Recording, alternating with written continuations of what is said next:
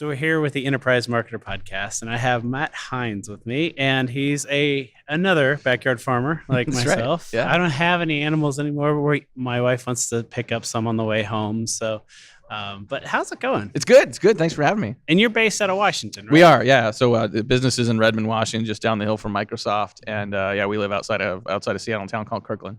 I've told my wife that when I pass away, I would like her to have me cremated, take me to the soccer field at Microsoft, and spread my ashes out. Yeah. Because that's, for me, that was really where I got my start, was in software development. I've been a fanboy for so long. Yeah. And the first time I got to come up to Redmond as an MVP, and you see the campus, and it's just like, the area is so beautiful. It's still, Microsoft's been around for a long time, and I think that there really is a very much kind of a Microsoft renaissance going on right now. I think that the new CEO has done amazing things, not only to just the, where they're focused, but also the culture. I mean, it's, for a long time, there were a lot of people, and we're way off topic already, but there were a lot of people that just were not really happy with where Microsoft was going, that missed the old days, that just doesn't feel like it lost its way. And a lot of former Microsoft people coming back because they feel like it's the company has a soul again, that it really is on the right track. And it's fun to see that. It's fun to see people that I know that are going back. I was there for a couple of years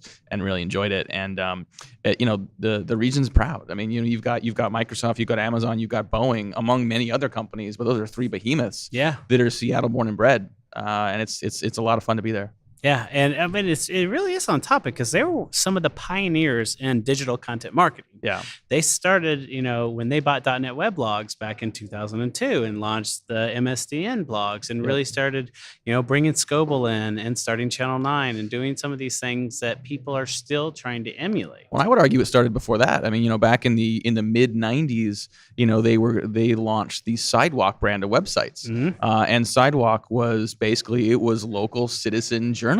Yeah. The model didn't work at the time, but if you think about the way that sort of local microblogging, microjournalism works today, Microsoft was way ahead of that. In the late 90s, they launched a bunch of shows on MSN, and they were brand new shows. And you're like, why the hell is a website coming up with shows? Well, now Amazon produces shows all the time, and we don't think anything of that. Netflix has its own shows. So from a content standpoint, Microsoft, I mean, look, you can have a great idea, but if the market's not ready for it, then you don't really have, you don't have what you think you have. But there's a lot of things in those old MSN days and old Microsoft days that, was really weird at the time, but clearly was, they were onto something. Yeah. And I think that they just show that large companies that have engineers that understand the landscape, it's clearly digital now. Yeah. And you've got to take your marketing teams and your engineers and start to pull them together.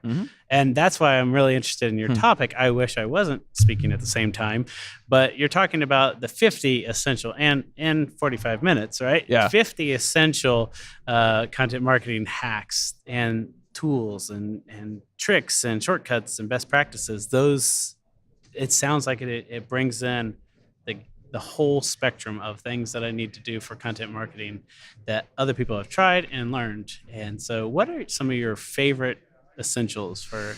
Well, yeah, I mean, we cover a lot of ground in 45 minutes, and actually did the math earlier today, and we're way over 50 hacks. So we're going to have to move quickly in this session. But, I think the one thing that's really important to me with anybody, content marketers or otherwise, is to have a system, to have a disciplined, systematized, process-driven way of executing. You can be agile as you develop, something from scratch, but at a certain point, processes need to sort of take play. And I think about, not only the way that, we manage our own content, our social efforts, it's very checklist driven, right? I mean, and the more we can be process and checklist driven, the more innovative we can be, the more agile we can be, the more freedom we have, both in terms of time and in cognition, to think about and to take advantage of new opportunities. So, there's always a set of things that it's table stakes, it's things you do every day, it's the meat and potatoes.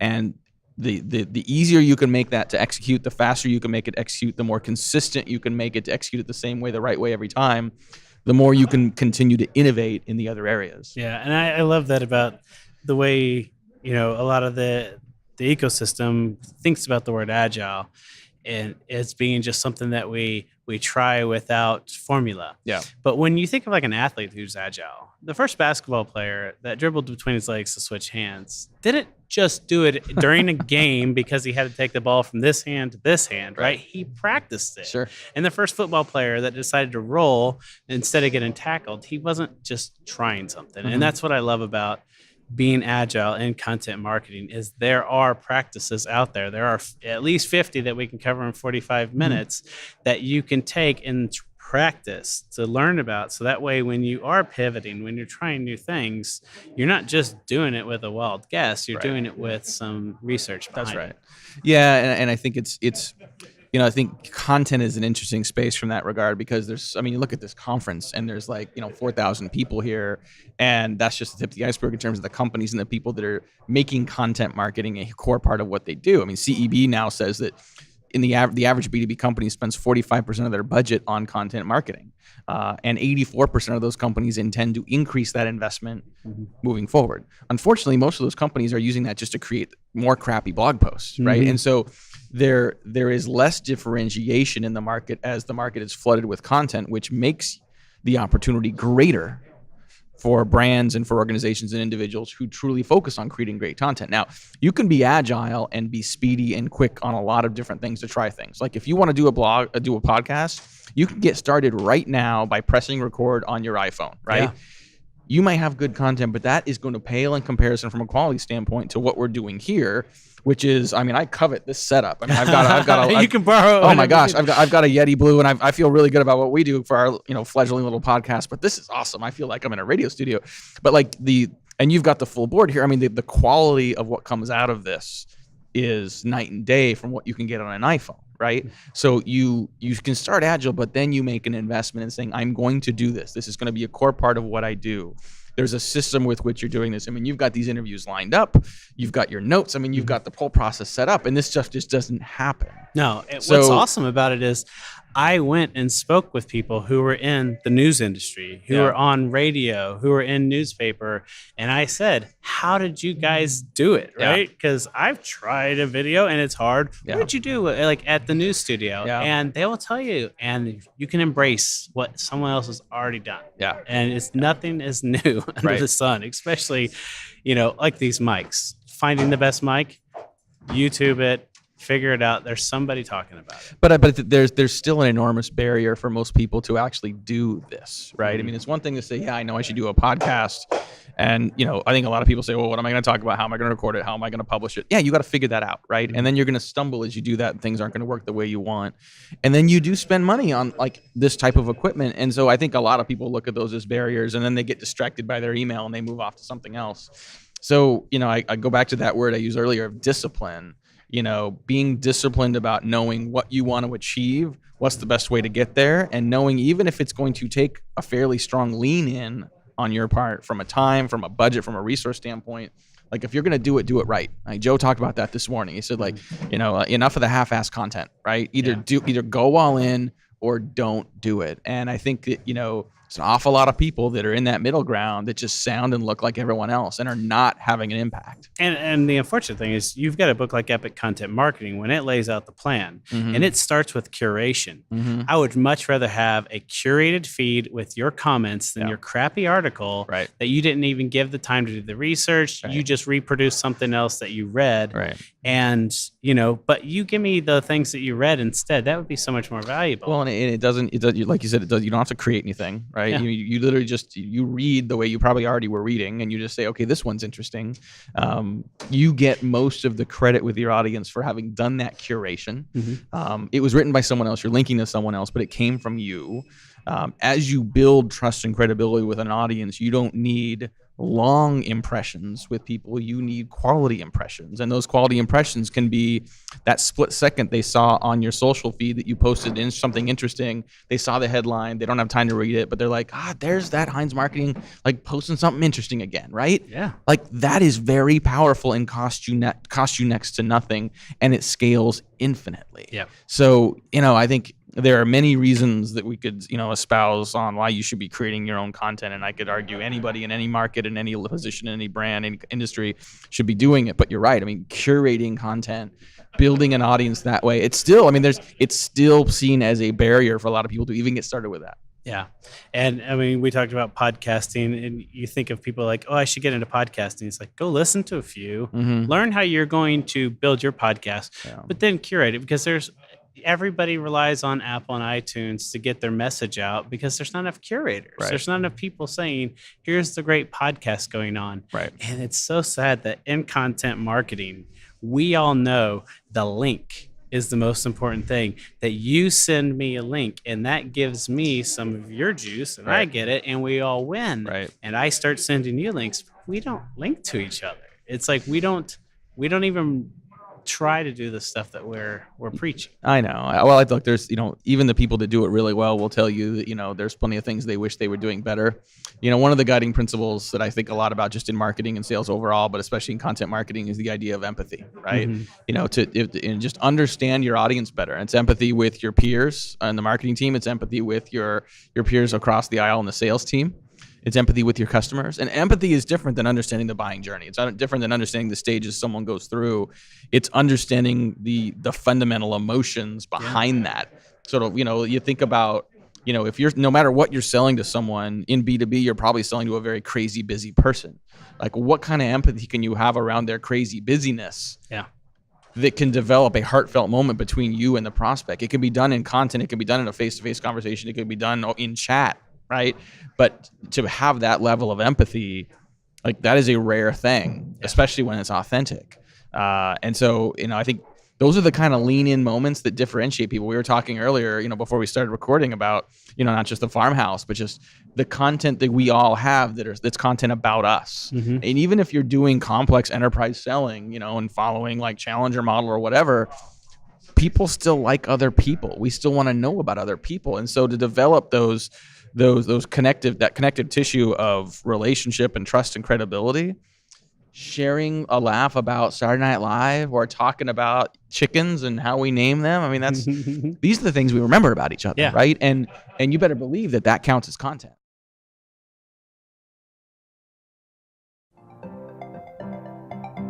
Today, real time is the only time that counts. To stay relevant, you have to stay ahead. Your customers want the right information, right now, wherever they are. So how do you meet the demands of today's customers? By marketing in context. Context accounts for a customer's interaction with your brand.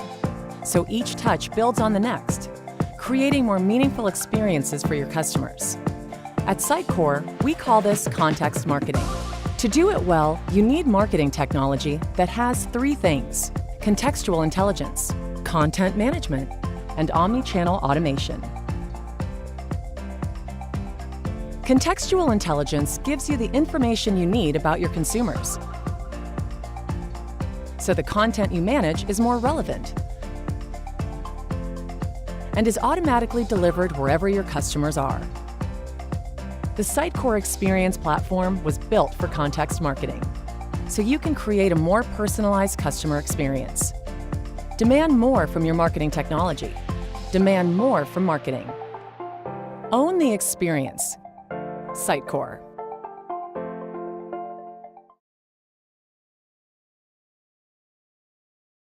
Yeah, absolutely. And like, it's September and we don't have a Halloween costume picked out. But on Facebook, there are already comments of people saying, I can't wait to see what you guys are doing on Halloween. And it's like, you don't realize how much strength that you have when you start to connect with people on LinkedIn, and you change your job or you add a blog post or something like that, and they are listening. But they're not subscribing to your newsletter. You can't measure that interaction, but they're there, and those are the real human interactions that drive business. Absolutely. And so, always be, they always say to millennials to present yourself in social like you would in business, but it's it's so much more than millennials, because it's the people who aren't presenting themselves on social media. Start presenting yourself as a human. Well, and I think that's where, if you overthink what you want to present about yourself, if you try to make yourself too wooden and too much just a business guy, like none of us are that. None of us. Yeah. We all have things that we enjoy. We all have things that are passionate. We all have things we're curious about. One of my favorite strategies for inside salespeople is like we call it 3x3. Take up to 3 minutes and find up to 3 things about someone that you either have in common or that you're interested in. And even if you don't have in common, if you find out someone lives in a farmhouse with chickens, like ask them about that. Like if it's in their bio, like they want to talk about it, right? And so even if you don't have something interesting to share, the person you're talking to does, find out what that is and engage on that. It's an easy icebreaker to make both of you feel comfortable. It's an easy way to ease into a business conversation if and when it makes sense.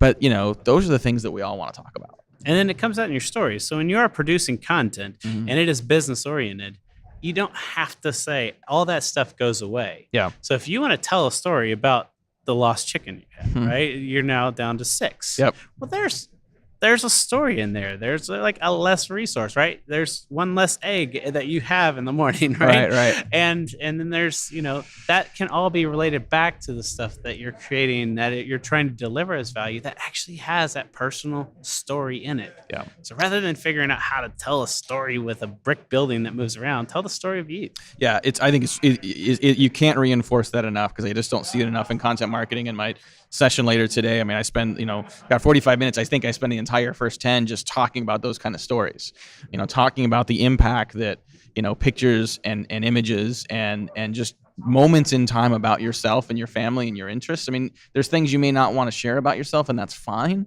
but it's those serendipitous moments. It's those casual moments. It's the different content that stands out. You're the crazy guy that has the Halloween costumes. I can't wait to see what you're doing this year, right? Does that help you close a deal next month? Maybe, maybe not. Does that make you more memorable? Absolutely. Does that give you the benefit of the doubt when people may have something of interest to talk to you? Sure. People don't always buy from the best. Sometimes they buy from their favorite. Yeah. From someone that they're comfortable with, that feels more approachable, that they feel like they've got some connection to. Even if I don't ever dress up for Halloween, I enjoy the fact that you do. Yeah, right. Exactly. And so that you feel like you're a part of it. It makes you more memorable, makes you more interesting, makes you someone that I want to approach. And I think that's so important, especially in marketing. And as we're trying to reach audience, to understand that, the personas, like you talked about, and the different demographics, it stops there with us so we can define the audience, but it does not stop there within the person that we're talking to. Right. And so stop defining the journeys based off of the stops that you need them to go on, but the stops that they're on. Right. We are, as marketers, and I say we because, I'm part of this team, we are impatient people. And in B2B, it's almost worse, because your prospects are not going to close in the first call, right? I mean, many of us have sales cycles that are months long. Depending if you're doing enterprise, it might be longer than that. If you're doing federal sales, if you're selling to the federal government, you probably measure your sales cycle in Olympics. Yeah. So each moment in time is an opportunity to build a set of momentum that's going to culminate in something quite a while from now. So your ability to lean into that and to leverage that as a way of building momentum for that deal, building momentum in the market, building a reputation, so that the next deal, the next lead is easier and more cost effective and more efficient to generate.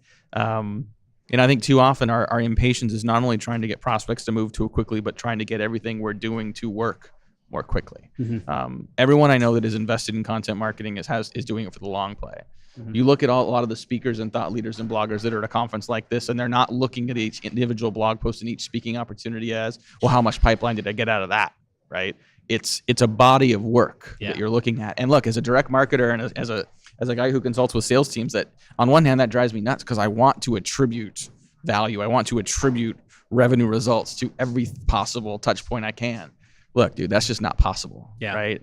But, there's certain things that if you look at that body of work and you're doing it in the right direction, you're differentiating, those things collectively give you an enormous competitive advantage that few other companies are willing to invest in, let alone begin to execute. Absolutely. And one of the things I just want to remark about you is I follow you on Twitter on several accounts.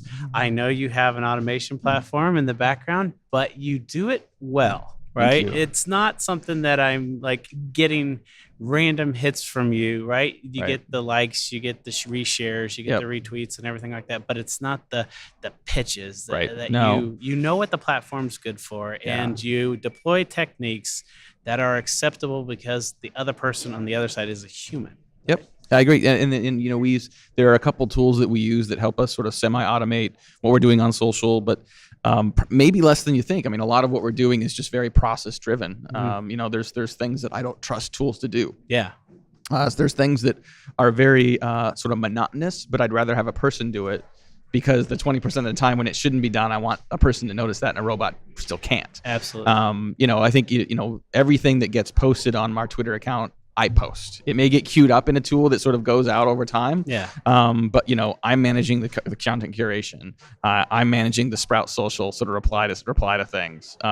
That's important to me from Absolutely. a point of authenticity. Yeah. I never want to lose that. I mean, I'm even to the point where, like, on our blog, like, I don't let anybody ghostwrite for me. Period. I just don't. I know a lot of people do that. I just don't. I don't want to do it. Right. I It's know. the authenticity of words that come from me in Anytime blogging I and have social a and writer help whatever. me, it's like, can I put your name on there? And it's like, why would? Yeah. Like, no. No. Yeah. I want to say you wrote it, Yeah, because yeah. you wrote it. Now the authenticity thing is really, really important to me for a variety of reasons. And you know, I know that there are probably some cases when that may limit some of the scale or limit what we can do, but that's okay. Yeah. Because if we don't limit that, then we lose that authenticity. We lose something that hopefully is special about what we're doing and how we do it. Yeah.